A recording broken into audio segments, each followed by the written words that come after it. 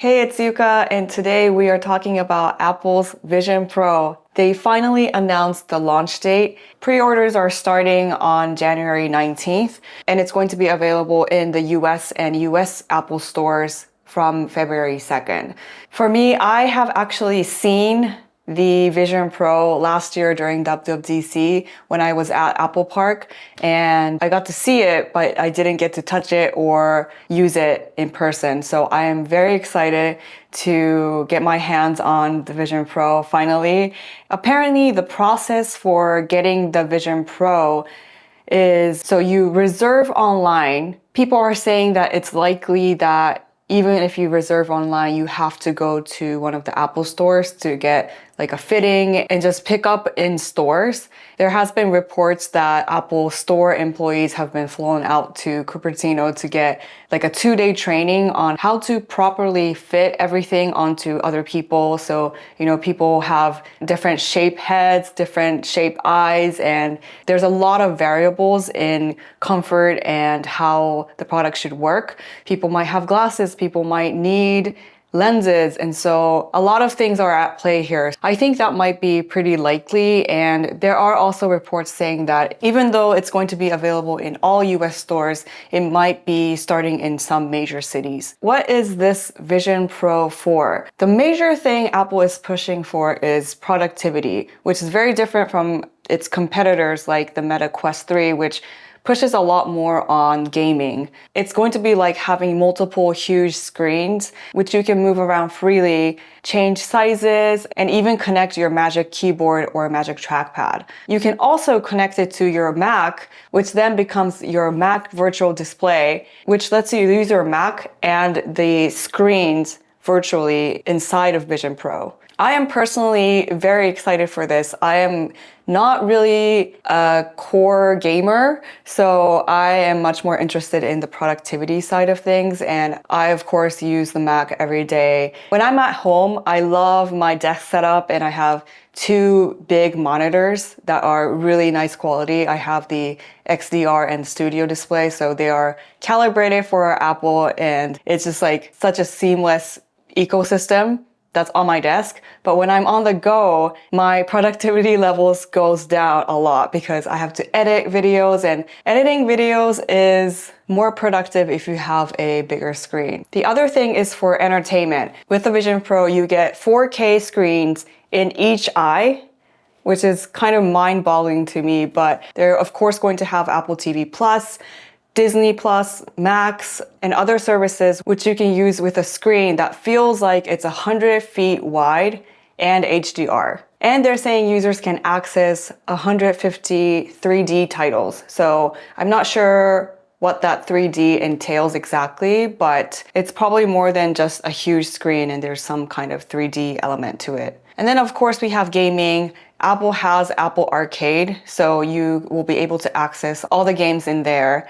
Those are going to be more like screens floating in air, and you can play like iPad games on a virtual screen, whereas there will be new titles that are spatial games, which probably means that it's more like a VR game. And then of course, viewing memories. There will be spatial photos and spatial videos, which you can view inside of Vision Pro. And in terms of communication, there is the FaceTime persona, which you can use if you are wearing your Vision Pro and in a FaceTime call or even another conferencing app. It will scan your face and make a 3D avatar of your face and mimic your facial movements and even body language.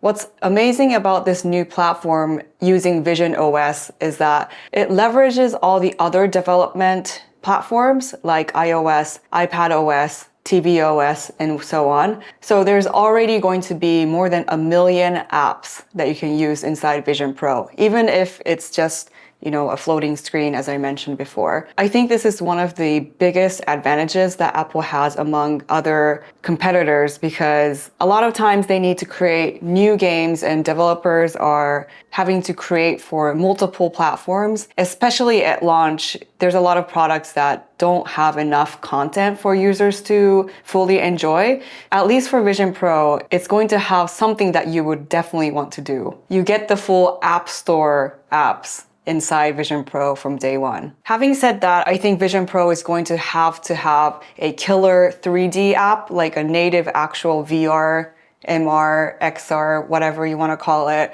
app that is going to be like the star of Vision Pro content. And it convinces people that this is something that is very interesting and attractive. So in terms of accessories, the Vision Pro box is going to have a solo knit band and dual loop band. And then of course you have the Apple Vision Pro itself that has a light seal and 2 light seal cushions, which I think is like the part that sits on your face. It also comes with a Apple Vision Pro cover, which nobody knows what it looks like yet. So I'm very excited to see what it's going to look like. And it also comes with a polishing cloth. So you know it's Pro when it comes with a polishing cloth. There's the battery pack. I don't know if it's still called the Magic Power, but that is also included, and then the USB-C cable that goes with it, and the USB-C power adapter. If you need optical inserts, they worked with Zeiss. There will be readers available for $99, or if you need prescription lenses, it's available for $149. So of course, not everybody is going to want this.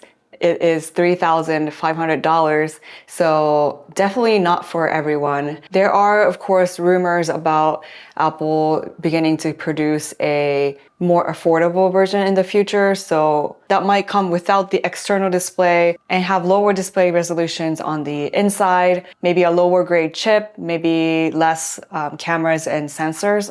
It's probably going to be still somewhat expensive compared to other VR headsets, but this is only the first generation, so we still have no idea what the next generations are going to look like. For most consumers, this first generation is probably something that they might be curious about but might not actually buy. I think that's very similar to how the first iPhones were like. For me personally, when the first iPhone came out, I was in Japan and I think I was in high school or something. So it was not something that I was going to buy personally. But as the generation progressed, I think the first iPhone that came out in Japan was iPhone 3G. So I had that. And I think it's one of the first products that I fell in love with and just kind of like changed the course of my life, to be honest, because I got so into like apps and technology from there. Even though Apple Vision Pro isn't for everyone, I think it is going to be game-changing and maybe life-changing for some people. I am personally very excited. Even if you are not in the market for this, if you own an iPhone 15 Pro or Pro Max and update it to the iOS 17.2 or higher, you can now record spatial videos on your iPhone. So even if you're not going to buy it for a while, make sure you are capturing memories in spatial video, because those moments you are never going to get back. Someday in the future, when this becomes more available or more accessible in terms of pricing, then you'll be able to view it there. So I am very excited for this launch, and I'm not exactly sure if I'll be able to buy it. I am definitely going to try, but I will keep you posted on what happens on this channel, and hopefully we can do a review as early as possible.